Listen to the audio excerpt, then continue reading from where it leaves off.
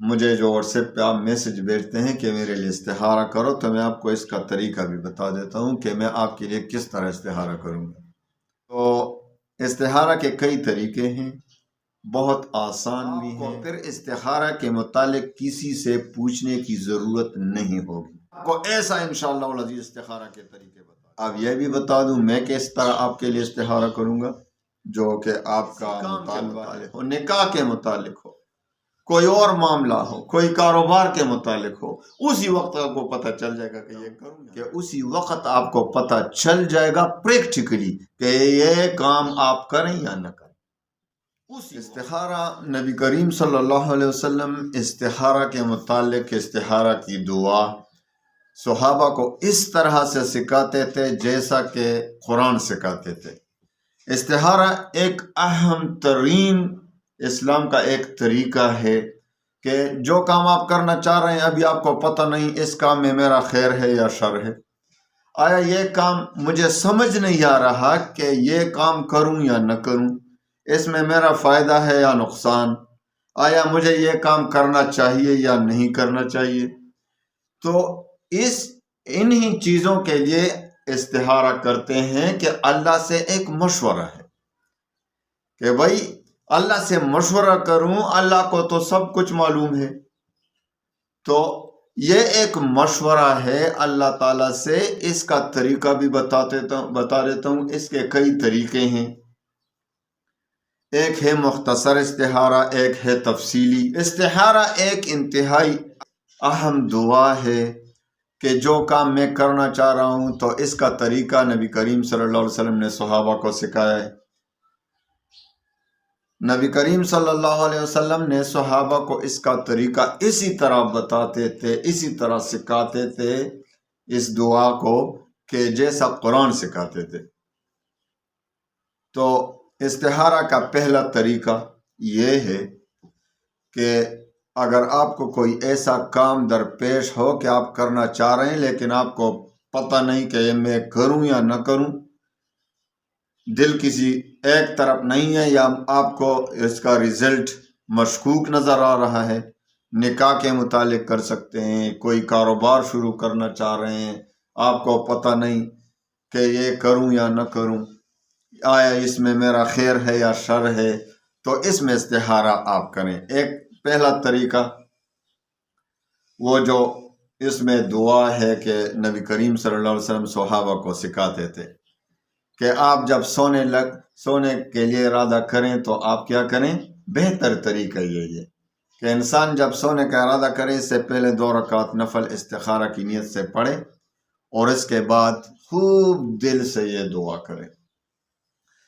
اللہم انی استخیرک بعلمک واستقدرک بقدرتک واسألک من فضلک العظیم فإنك تقدر ولا أقدر وتعلم ولا أعلم وأنت علام الغيوب اللهم إن كنت تعلم أن هذا الأمر خير لي في ديني ومعاشي وعاقبة أمري فقدره لي ويسره لي ثم بارك لي فيه وَإِن كُنتَ تَعْلَمُ أَنَّ هَذَا الْأَمْرَ شَرٌّ لِّي فِي دِينِي وَمَعَاشِي فَاصْرِفْهُ عَنِّي وَاصْرِفْنِي عَنْهُ وَقَدِّرْ لِي الْخَيْرَ حَيْثُ كَانَ ثُمَّ ارْضِنِي بِهِ۔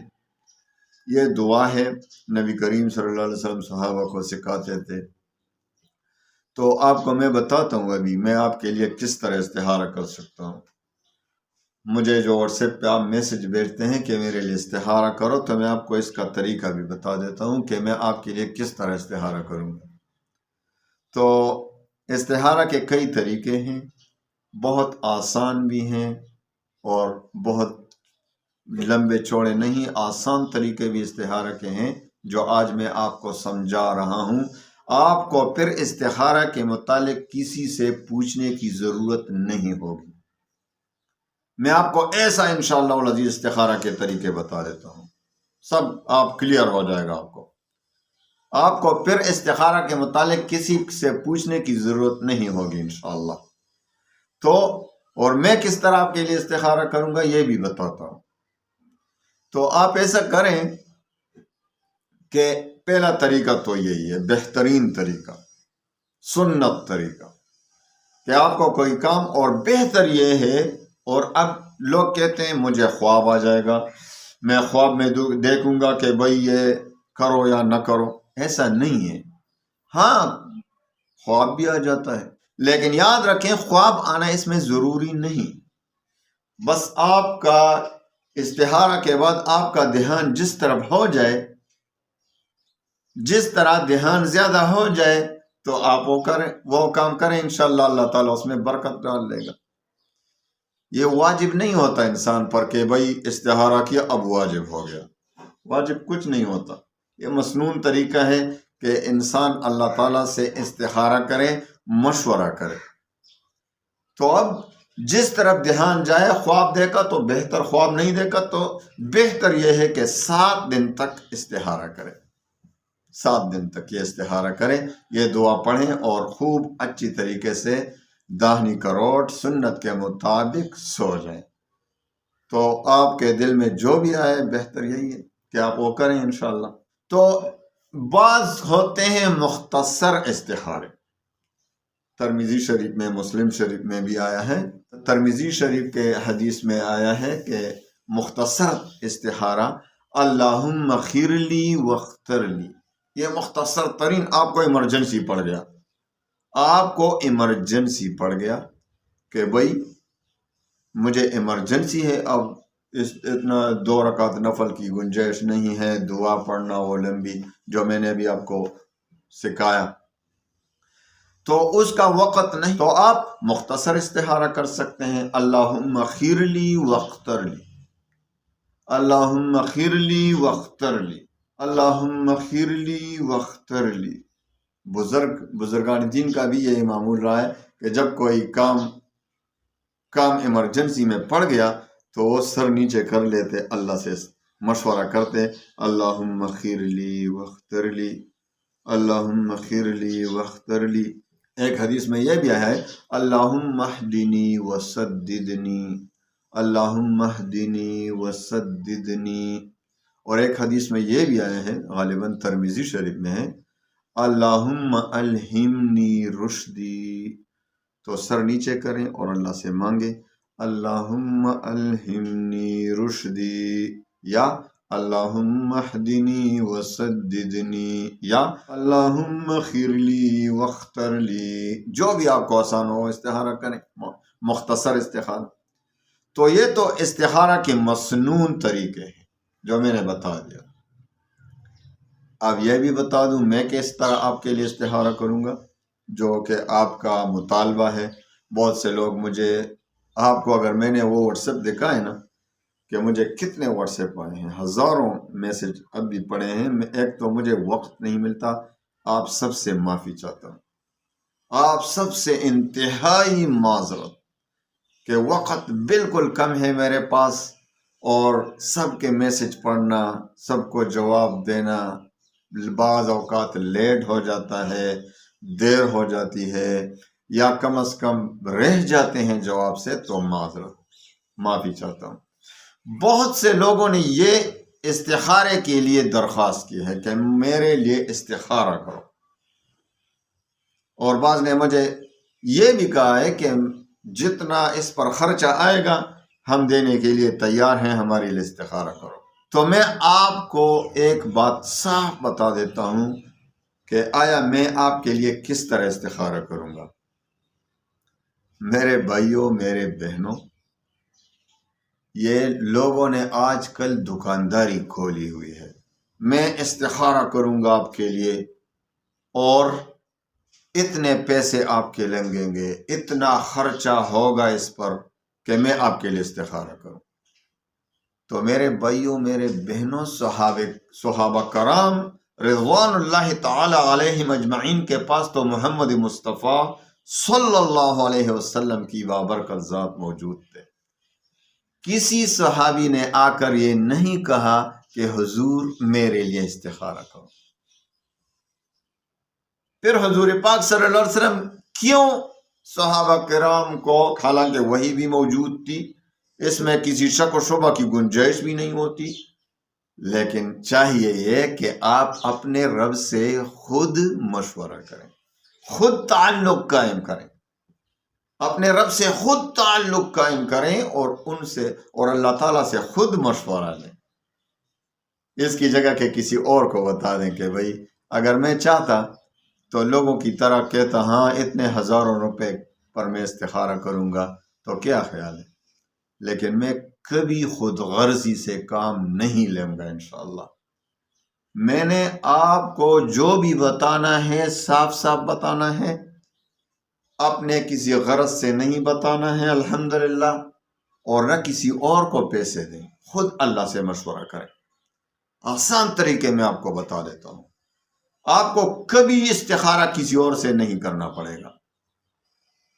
اس کے علاوہ بھی میں آپ کو طریقے بتا دیتا ہوں، میں ایسا طریقہ استخارے کا آپ کو بتا دیتا ہوں کہ اسی وقت آپ کو پتہ چل جائے گا پریکٹیکلی کہ یہ کام آپ کریں یا نہ کریں، اسی وقت، خواہ کسی چیز کے متعلق ہو، کسی کام کے متعلق ہو، نکاح کے متعلق ہو، کوئی اور معاملہ ہو، کوئی کاروبار کے متعلق ہو، اسی وقت آپ کو پتہ چل جائے گا کہ یہ کروں یا نہ کروں، کہ یہ کرو یا نہ کرو۔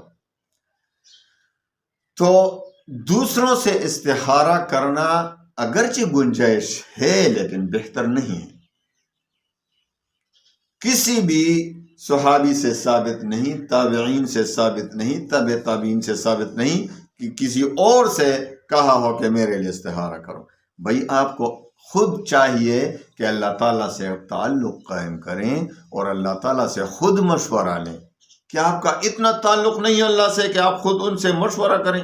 اللہ سے اتنے بے تعلق ہو گئے ہیں تو استخارہ خود کرنا چاہیے، کسی اور سے استخارہ اگرچہ گنجائش لگتی ہے، گنجائش ایک دعا کی طرح کہ جس طرح بزرگوں سے کہتے ہیں میرے لیے دعا کرو، لیکن سنت طریقہ یہی ہے کہ خود استخارہ کرو، خود استخارہ کرو۔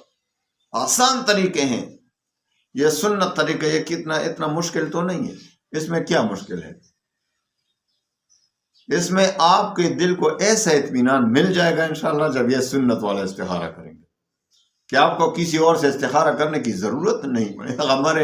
ہمارے ہاں ایک عورت تھی، وہ استخارے میں بہت مشہور تھی، بہت مشہور تھی، بہت سے لوگ آتے تھے میرے لیے استخارہ کرو، اور اس کے پیسے بھی دے دیتے تھے، ہدیے دے دیتے تھے کہ بھائی میرے لیے استخارہ کر رہی ہے، کہ میرے لیے استخارہ کر رہی ہے تو ہدیہ بھی دے دوں، تو ہدیے تحائف بھی وہ وصول کر رہی تھی اور ہر کسی کو استخارہ کرتی تھی۔ بھائی میں نے خواب میں آپ کے متعلق یہ دیکھا، تو ایک مرتبہ اس نے خود بیان کیا کہ اب میں کسی کے لیے استخارہ نہیں کروں گی۔ تو لوگوں نے کہا کیوں؟ ان کو لوگوں کا تو کافی یقین ہو چکا تھا اس پر، بہت سے لوگوں کو استخارہ کرتی تھی، بہت سے لوگ اس سے استخارہ کراتے تھے۔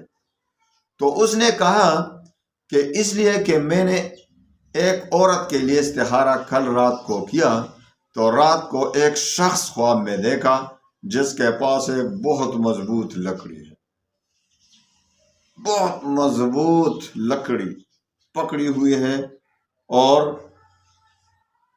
وہ میرے پیچھے بھاگا کہ اچھا میں ابھی آپ کو سکھاتا ہوں استخارہ آپ کے لیے، آپ استخاروں کی ٹھیکیدار لگی ہوئی ہیں، استخاروں کی ٹھیکیدار آپ لگی ہوئی ہیں، مقرر ہوئی ہیں، آپ لوگوں کے استخارے کراتے ہیں، رک جاؤ۔ تو میں آگے، وہ پیچھے، میرے پیچھے آ رہا ہے، تو اسی میں میری آنکھ کھل گئی، تو میں نے توبہ کیا کہ آج کے بعد میری توبہ ہے کسی کے لیے استخارہ نہیں کروں۔